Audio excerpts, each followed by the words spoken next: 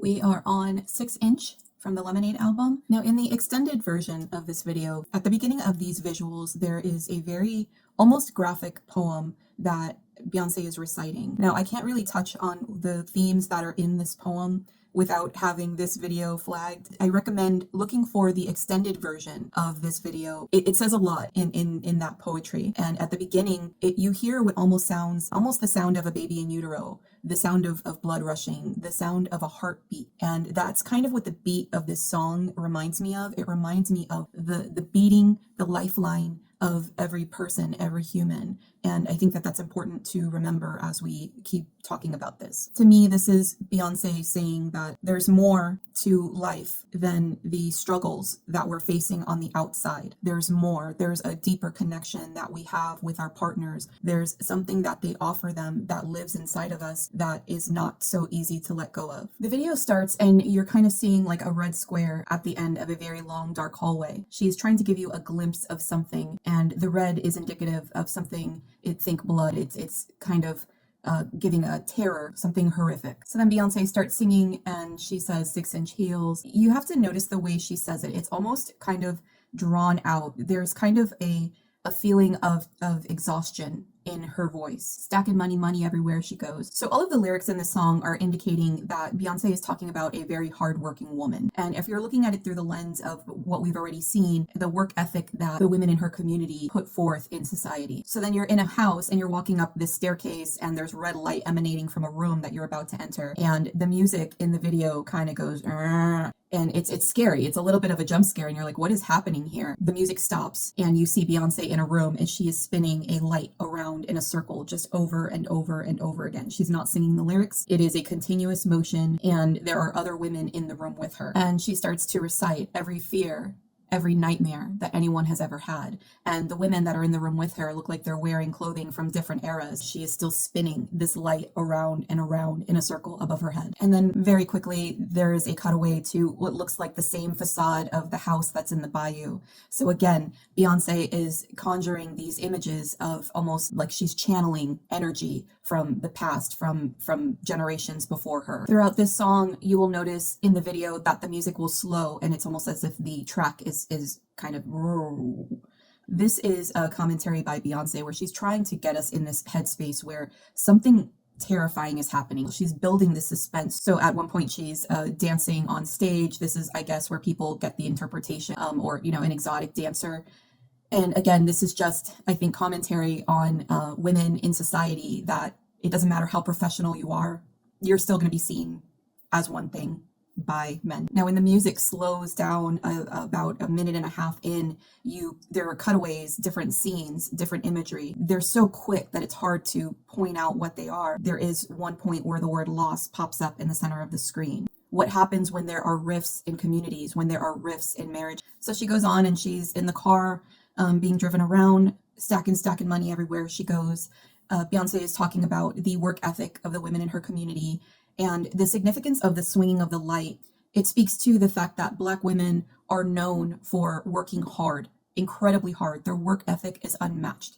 And when they are at their jobs, they excel at them. And they're not above working 2 or 3 jobs if it means that's what they need to do in order to care for themselves, their families, and their communities. The exhaustion that Beyonce is portraying in her voice and in the way she's kind of slouched in the back of the car, she's saying that, this is something that we can do, but it's very exhausting. We're tired. Now, as she's driving the car, you'll notice that there are scenes of different men on the street. There's men on payphones, and they're just kind of like chilling on the street, almost as if they don't have a care in the world. But she's on her way to another gig. She's still working. Now, just the mention of 6 inch heels to me is telling me that Beyonce is trying to say to the viewer, this woman is doing something that not a lot of people are willing to do. Not a lot of people are willing to wear 6 inch heels. It is a very hard thing to wear 6-inch heels. These aren't like kitten heels, and these aren't even like platform 4 or 5-inch heels. These are 6-inch heels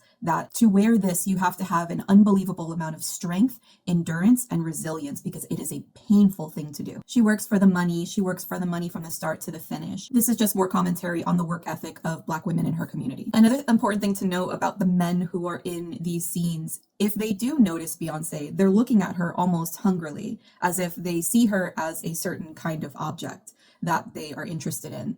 Otherwise, the men completely ignore her. At some points, they even purposefully will put their hands up to their face to avoid making eye contact, as if they want to completely ignore what she's doing, what she's saying, or that she even exists. Stars in her eyes, she fights for the power deep inside, she cries.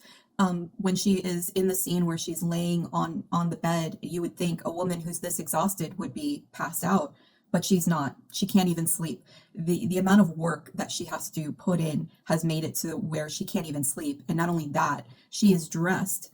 You have to notice what she's wearing. She's wearing almost a Victorian lace nightie, or this lingerie it's Victorian lace. She's almost saying that in the home, there is an expectation for women to be demure and submissive, but also incredibly sexy. There's this dichotomy there that Beyonce is pointing to. So when she's laying in the bed, she still has to be ready at a moment's notice, and she can't sleep. At one point, she even is kind of grabbing her head as if saying, I'm so tired, but she can't sleep, and all that's there is that red light. It's just never ending. At one point, a man in the video catches her eye, and he's at a payphone, kind of, you don't see his face, you just see the back of him, and she takes interest. She sits up in the car and puts her hand at the window to see who it is, and this man doesn't pay her any mind, and then she kind of sits back down, almost disappointed. It's as if she saw somebody that she might recognize, and, oh, this person can help me, but that person is not the one you were looking for. So she is disappointed and sits back down. So then we're back in the room where she is still continuously swinging this light around her head.